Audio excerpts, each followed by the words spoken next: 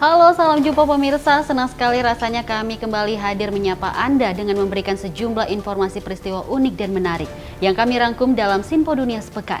Bersama saya Dewi Manik dan inilah Sinpo Dunia selengkapnya untuk Anda.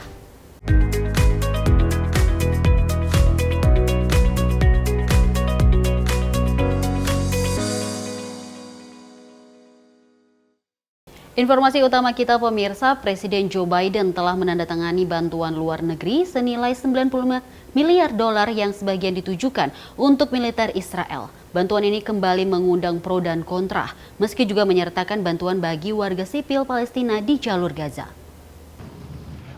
Usai penandatanganan, Presiden Biden menegaskan kembali komitmen kuat Amerika Serikat terhadap pertahanan Israel, sambil juga meminta Israel membuka akses bagi penyaluran bantuan ke Gaza. Sekitar 26 juta dolar kini dianggarkan untuk Israel dan bantuan kemanusiaan di Gaza. We're going to immediately secure that aid and surge it, including food, medical supplies, clean water. And Israel must make sure all this aid reaches the Palestinians in Gaza without delay. Bantuan bagi Israel dan warga Palestina di Gaza disahkan sebagai bagian paket bantuan 95 miliar dolar lebih yang disahkan Senat Amerika Serikat setelah sebelumnya disahkan DPR. Menurut salah satu senator pendukung paket bantuan, dana yang disetujui bisa melegakan banyak pihak, termasuk aktivis pro-Palestina. That they should be thrilled that billions of dollars in aid to starving children around the world in Gaza and elsewhere is a key part of this package. Namun aktivis tetap kecewa dengan banyaknya bantuan militer bagi Israel. If you ask the people of Gaza, they don't want the aid. They would prefer for the bombs and the missiles to stop dropping on their heads. They want a ceasefire, a permanent ceasefire. Sekitar 4 miliar dolar dialokasikan bagi sistem pertahanan udara Israel, sementara 9 miliar dialokasikan bagi bantuan kemanusiaan di Gaza. Pengesahan bantuan tambahan untuk Israel ini terjadi di tengah tinjauan internasional yang dilakukan pemerintahan Joe Biden untuk memastikan bahwa semua penerima bantuan Amerika Serikat memenuhi persyaratan hukum internasional maupun hukum Amerika Serikat termasuk Undang-Undang Lehi yang mengharuskan negara penerima menegakkan hak asasi manusia. Israel tak terkecuali dari pengkajian internal ini dan Perdana Menteri Benjamin Netanyahu telah menyatakan Israel menepati ketentuan hukum internasional dan Amerika Serikat. Tapi ini dipertanyakan sebuah gugus tugas tak resmi yang dibentuk sejumlah akademisi dan mantan pejabat pemerintah Amerika Serikat. Would highlight from the report that of the 16 incidents we documented, 11 out of the 16, Israel does not even claim that there was a military target, nor does it provide a justification. In half of those incidents, the attacks were on residential homes, sheltering families inside. We'll wait and see what the administration says by May 8th. It is my hope that it reflects the facts. I think there's reason to be skeptical, but the intent here is a good faith effort to support their own reporting. Gugus tugas ini telah menelaah ribuan insiden serangan pasukan pertahanan Israel, IDF, termasuk serangan mematikan ke kamp pengungsi Maghazi dan Jabalia. Sementara Departemen Luar Negeri Amerika Serikat tengah menyelidiki laporan yang menyebutkan sejumlah divisi militer Israel terlibat pelanggaran HAM. Dari Washington DC, Yuni Salim dan tim VOA. Organisasi internasional dan relawan kemanusiaan terus mengupayakan bantuan kepada 2 juta lebih warga sipil Gaza yang terdampak perang Israel-Hamas selama sekitar 6 bulan ini. Salah satu organisasi penyalur bantuan kembali memulai operasi. Sementara satu lagi prakarsa relawan akhirnya mandek di Turki. Berikut informasinya. World Central Kitchen kembali menyalurkan bantuan makanan di jalur Gaza sebulan setelah 7 pekerjanya tewas akibat serangan udara Israel awal April. Dimulainya penyaluran bantuan ini disambut gembira keluarga Iyad dan Narjas Makar di Deir al-Balah.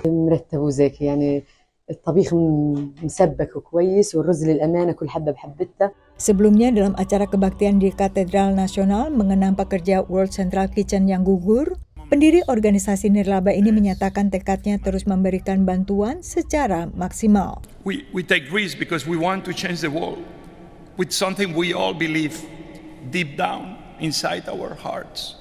All nationalities, all religions, all people.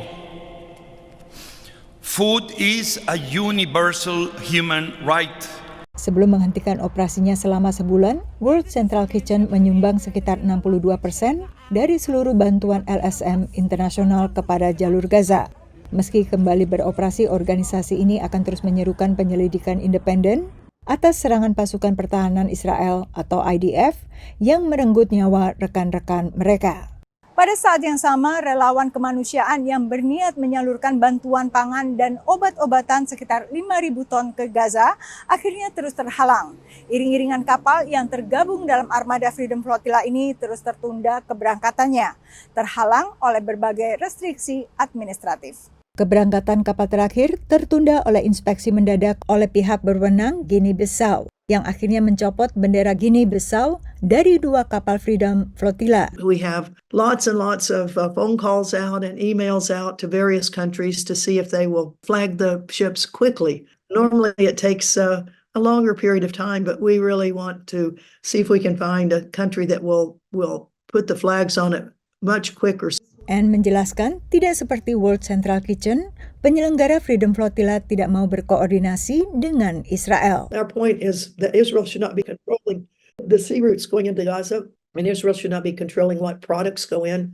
That's the whole political purpose of our flotilla. So we won't do what the World Central Kitchen is doing. Anne dan sejumlah relawan pun akhirnya satu persatu kembali ke negara asal menanti kepastian. Teman-teman di sini ketika ada pengunduran ya memang banyak yang sedih, tetapi kita diingatkan lagi bahwa memang ini ya bagian dari sebuah perjuangan dalam hal kemanusiaan ya. Tantangan-tantangan itu akan terus tetap ada gitu, dan apa yang kita alami ini memang mereka sampaikan belum seberapa dengan yang dialami oleh saudara-saudara di Gaza. Jadi ya para peserta kembali semangat, ya kembalinya mereka ke negara masing-masing itu tetap membawa harapan dan semangat untuk bisa kembali mengikuti pelayaran, kemudian menyalurkan bantuan ke sana.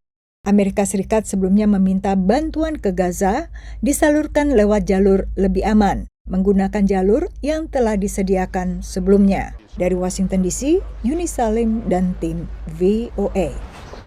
Banyak pekerjaan terutama dalam industri kreatif memerlukan kendaraan pribadi, termasuk jasa pengantar makanan hingga taksi online. Di tengah tingginya harga bensin belakangan, para pekerja lepas ini mendapatkan pukulan baru, yaitu lonjakan signifikan premi asuransi mobil. Di tengah kenaikan harga berbagai kebutuhan di Amerika Serikat, asuransi mobil tak luput dari inflasi. Insurance is more expensive these days.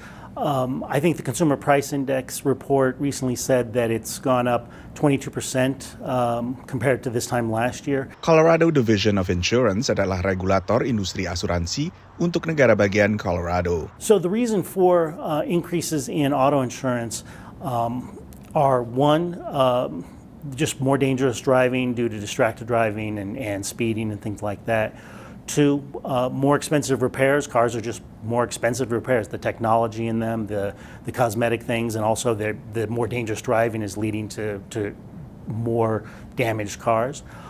Three, more expensive cars in general. New cars and used cars are more expensive these days.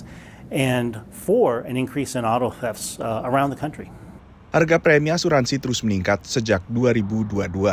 A car is a necessity to get to work, to get your kids to school and daycare, to get to your doctor's appointments, your other healthcare appointments. To do anything, you need a car. And so that's going to impact people, everyday people, just on the things they need to do in their lives. Then think about the impact to people that actually use their car for their jobs, delivery or rideshare, anything like that. That's another a huge increase in their costs that they have to run their business. Ahmed misalnya adalah seorang pemandu wisata di kota Denver. Yeah, it's very hard to find the cheapest commercial insurance. It's not only me, it's other people that they're trying to start a small business, especially in transportation. Been paying average between $200 a month to $400 for coverage a month. I have to work more or hustle more to be able to afford that. Semua berawal saat pandemi COVID, terutama gangguan rantai pasok. Hopefully, the further we get away from the pandemic, some of those things that were caused by the pandemic, the chip shortage that caused an increase in the price of new cars, which had a knock-on effect on the used car market, hopefully the labor shortages in terms of getting cars repairs evens out or becomes a little bit better. Menurut Edmunds.com, salah satu sumber online yang menjadi acuan bagi industri otomotif, harga rata-rata mobil di Amerika Serikat telah melemah dibandingkan puncaknya pada akhir 2022. Meski demikian, tetap saja harga keperluan-keperluan seperti asuransi mobil ini terus membebani konsumen, apalagi mereka yang menggantungkan kendaraan pribadi untuk mata pencarian mereka. Dari Washington DC, saya Nova Purwadi dan tim VOA. Kita beralih ke informasi berikutnya, pemirsa. Perjuangan diaspora Indonesia untuk meloloskan Undang-Undang Kewarganegaraan Ganda seolah mendapatkan angin segar dari pernyataan Menko Luhut Binsar Panjaitan. Namun perjuangan mereka selama 10 tahun lebih masih dihadapkan pada sejumlah tantangan politisi dan di strategis di Indonesia. Berikut informasinya. Wacana kewarganegaraan ganda kembali muncul setelah pernyataan Menko Bidang Kemaritiman dan Investasi Indonesia, Luhut Binsar Panjaitan, dalam acara Microsoft di Jakarta akhir April lalu. Dalam pidato pembukaan acara tersebut, Luhut menyebut akan segera membuka jalan untuk kewarganegaraan ganda bagi diaspora Indonesia, termasuk mereka yang sudah jadi warga negara lain. Pernyataan ini disambut baik sejumlah kelompok diaspora yang telah mengadvokasikan Undang-Undang Kewarganegaraan Ganda bagi diaspora yang pernah jadi WNI. Statement dari Kementerian Hukum dan HAM, Pak Menterinya langsung, waktu saya hosting 2018, mungkin di bawah administrasi Jokowi itu tidak akan kejadian gitu kan, dual citizenship, karena bukan prioritas. Akan tetapi sekarang kan tiba-tiba di last minute, di injury times, pemerintahan beliau tiba-tiba ada wacana gitu kan. So actually it's very interesting. Perjuangan untuk meloloskan RUU ini sudah dilakukan sejak 2014 lalu. Indonesian Diaspora United dan Indonesian Diaspora Network Global adalah dua dari sejumlah kelompok yang mendorong RUU ini. Malu-malu tapi mau gitu kan, memetakan diaspora, teasing juga gitu bagaimana kalau kewarganegaraannya direkonstruksi dan lain-lain. Walaupun kita stealth selama 10 tahun, tapi diskusi antar stakeholders, terus kemudian research segala macam tetap berlangsung. Diaspora itu bukanlah orang asing, tapi kita itu memang orang Indonesia yang berada di luar negeri. Dulu kita turun-temurun gitu ya, tapi keindonesiaan kita masih ada gitu. Kedua kelompok menyatakan sejumlah kendala yang mereka hadapi dalam memperjuangkan status kewarganegaraan ganda. Pemerintahannya berganti, kita nggak ada kesinambungan gitu, jadi ngulang lagi dari awal gitu, yaitu kerasa banget ya. Istilahnya passing the baton gitu ya. Ya, resistensi itu kan selalu ada ya, terutama di isu pertahanan dan keamanan. Kalau misalnya tiba-tiba diasporanya jadi agen ganda dan lain-lain gitu. Aturan kewarganegaraan ganda terbatas saat ini diatur dalam UU nomor 12 tahun 2006. Saat ini Indonesia mengizinkan kewarganegaraan ganda bagi anak-anak di bawah usia 18 tahun yang lahir dari perkawinan campur antara WNI dengan WNA atau mereka yang lahir di negara yang memberikan kewarganegaraan atas dasar tempat lahir mereka. Setelah berusia 18 tahun, mereka harus memilih untuk mempertahankan kewarganegaraan Indonesia atau melepas jika ingin memegang kewarganegaraan lain. Peneliti hubungan diaspora melihat isu dui kewarganegaraan bukan isu penting yang jadi perhatian wakil rakyat saat ini. Kewarganegaraan ganda itu tentu saja punya keuntungan, bisa meningkatkan mobilitas, peluang ekonomi, terus kemudian mungkin bukan dalam konteks Indonesia ya, lebih kita bicara konteks global, mungkin juga ada terkait dengan perlindungan hukum dan sebagainya gitu. Tapi kalau saya lihat di konteks Indonesia, saya sendiri berpendapat sebenarnya belum terlalu urgent gitu. Pemerintah Indonesia diharapkan bisa membangun iklim yang tepat bagi diaspora untuk berkarya di dalam negeri. Iklim penelitian Indonesia seperti apa gitu kan. Itu perbaiki dulu. Iklim research and development seperti apa gitu. Kemudian itu menjadi daya tarik bagi diaspora Indonesia untuk bisa langsung berperan di Indonesia. Kita melihat India kan melakukan hal seperti itu, Cina melakukan hal seperti itu. Bagi mereka bisa kembali untuk berperan walaupun mungkin mereka belum mau berkewarganegaraan ganda, tapi mereka mau untuk investasi. RUU Dui Kewarganegaraan masuk program legislasi nasional 2020-2024, tapi pembahasannya masih tertahan. Dari Washington DC, Virginia Gunawan dan tim VOA. Terima kasih masih bersama kami dalam Sinpo Dunia Sepekan. Kita lanjut informasinya pemirsa. Peternakan sapi sering mendapatkan sorotan dari aktivis lingkungan hidup. Karena metana yang dihasilkan terutama oleh peternakan sapi secara industrial menjadi sumber besar gas rumah kaca.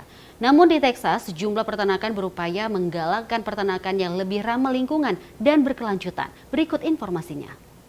Konsumsi daging sapi sudah menjadi tradisi di Texas, negara bagian yang identik dengan peternakan dan cowboy. What happens when people are sick or people are hurt or someone passes away in the family? What do?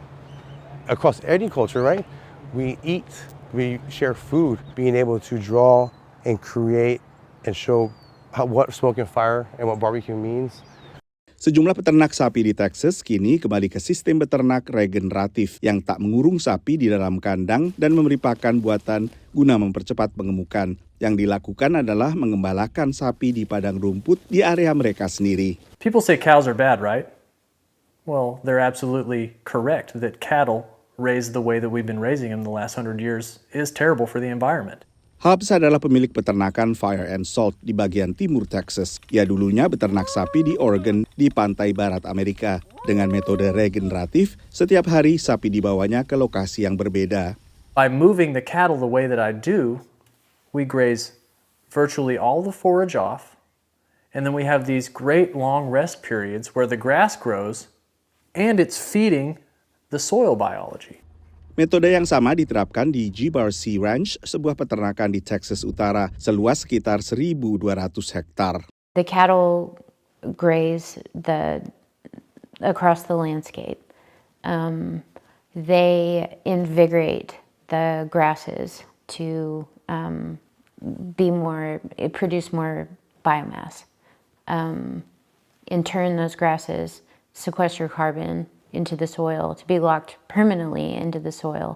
Menurut Meredith, ia terilhami untuk memulai peternakan ramah lingkungan ini demi masa depan putranya. Their initial modeling suggests that the way that we operate our ranch sequesters a net 2,500 tons of CO2 annually.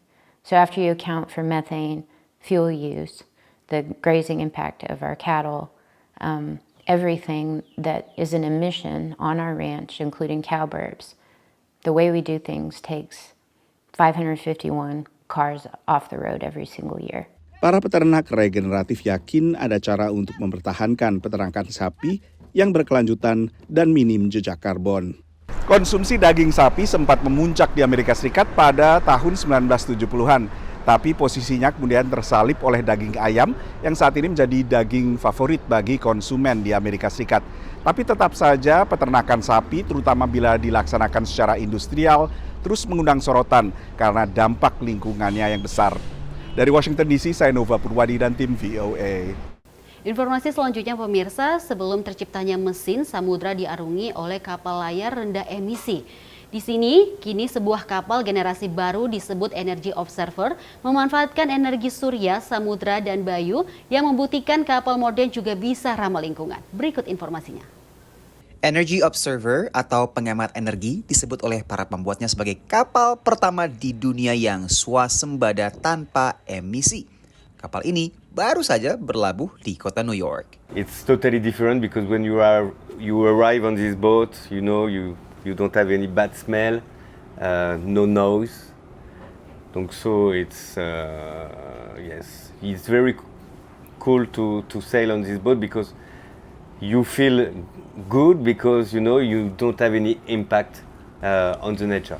Energy Observer telah berkeliling dunia dalam 7 tahun terakhir, mencakup wilayah 65.000 mil laut tanpa setetes pun BBM. Kapal ini terselimuti lebih dari 200 meter persegi panel surya. Sisanya menggunakan tenaga angin dan air. So here we are in front of one of our two ocean wings. This is sails, but automated. And on one mast you don't have strings to hold the mast, so it can turn 360 degrees indefinitely. Namun tidak selamanya hari selalu cerah. Jika mendung, kapal ini harus mengandalkan baterai sel hidrogen. It's like a generator, but instead of diesel, it will use the oxygen from the air and the hydrogen that we provide, and it will do the reverse operation than the electrolysis, which means that from hydrogen and oxygen, we'll have electricity. Energy Observer berlayar dari Norwegia ke Hawaii dengan 50 pemberhentian selama perjalanan. Di New York, kapal ini menerima sertifikat Hari Bumi oleh PBB atas kontribusinya dalam upaya melindungi bumi. Our first mission, is completed in the sense that we have tested and proved what we wanted to do. But of course, like the raising awareness never ends, so we will keep on doing it. Energy Observer akan melanjutkan proyek dengan skala lebih besar, yakni kapal kargo dengan emisi yang sangat rendah. Dari New York City, kemudian Energy Observer akan lanjut berlayar ke Boston, kemudian lanjut ke Paris untuk turut meramaikan Olimpiade musim panas di sana. Di sana Energy Observer akan beristirahat terlebih dahulu, sementara para ilmuwan dan juga insinyurnya bersiap-siap untuk menggarap proyek berikutnya. Dari New York City, Randy Wicaksana dan tim VOA. Data Bank Dunia menunjukkan kewirausahaan digital membuka jalan bagi pemberdayaan ekonomi dan akses internet telah menekan kemiskinan di Nigeria. Namun menurut Bank Dunia masih ada kesenjangan gender digital karena lebih kecil kemungkinan perempuan mendapatkan akses internet dibandingkan pria. Anne Ajufo menjalankan sejumlah bisnis penjualan online di ibu kota Nigeria, Abuja. Bisnisnya dikenal sebagai dropshipping, model bisnis di mana produk dijual secara online tanpa perlu fasilitas fisik tempat produk tersebut disimpan dan diproses. Bisnis ini melibatkan pengelolaan inventory e-commerce dan pemasaran afiliasi, di mana ia mempromosikan produk online untuk beberapa bisnis lainnya. Anne memulai bisnis online ini tahun 2022 dengan modal kurang dari $50 atau Rp780.000. Let's say I started with 50,000 naira. So today I can tell you the percentage has increased to over 150% of income coming in from the business. Kisah sukses Anne mengandalkan akses internet, ponsel bagus, media sosial, dan pengeluaran sekitar $6 atau Rp95.000 per bulan untuk langganan data. When it comes to showcasing my business online, internet access has done most of it, 80% of it. Without the internet, we won't be able to do any of those things. Bagi banyak orang seperti Anne, internet berarti ada lebih banyak pendapatan dan peluang. Laporan Bank Dunia Januari 2024 mengungkapkan, kawasan Afrika Sub-Sahara mencatat peningkatan pengguna internet sebesar 115% antara tahun 2016 dan 2021. Menurut Bank Dunia, ini mengurangi kemiskinan ekstrim sebesar 7% di Nigeria, serta mendorong pertumbuhan ekonomi dan inovasi. Opportunities abound in terms of the benefit for e-commerce, benefit for e-health, benefit for e-government, and as well as in terms of basic commercial transactions. Terlepas dari manfaat tersebut, menurut Bank Dunia, kaum perempuan di Afrika Sub-Sahara memiliki lebih sedikit akses ke internet dibanding pria. Laporan ini juga mengatakan ada 37% lebih kecil kemungkinan perempuan menggunakan layanan internet seluler dibanding pria. Dan perempuan di wilayah pedesaan paling terdampak oleh kurangnya akses digital. Once they cannot have means of, accessing the internet or data becomes much out of their reach, they become deprived. In fact, they become deprived educationally, they become deprived in terms of skills, and once all of these things, they become deprived in terms of having access to basic information about markets, about services, about even how to improve them. And once that is done, because then they become left behind. Menurut Komisi Komunikasi Nigeria, mereka telah meluncurkan berbagai program untuk menekan kesenjangan digital gender, seperti pelatihan keterampilan digital dan program kode bagi kaum perempuan dan anak perempuan. Sementara itu, para ahli menyarankan pemerintah Nigeria meningkatkan akses bagi kalangan akar rumput untuk mendapatkan internet dengan harga terjangkau, sehingga lebih banyak perempuan bisa ikut berperan dalam perekonomian digital. Dari Arlington, Virginia, saya Helmi Yohanes dan tim VOA. Ya pemirsa, usai sudah informasi Sinpo Dunia sepekan kali ini. Terima kasih atas kebersamaan Anda. Jangan lupa saksikan Sinpo Dunia sepekan Sabtu dan Minggu hanya di Sinpo TV. Mewakili kru yang bekerja, saya Dewi Manik pamit undur diri. Terima kasih, happy weekend.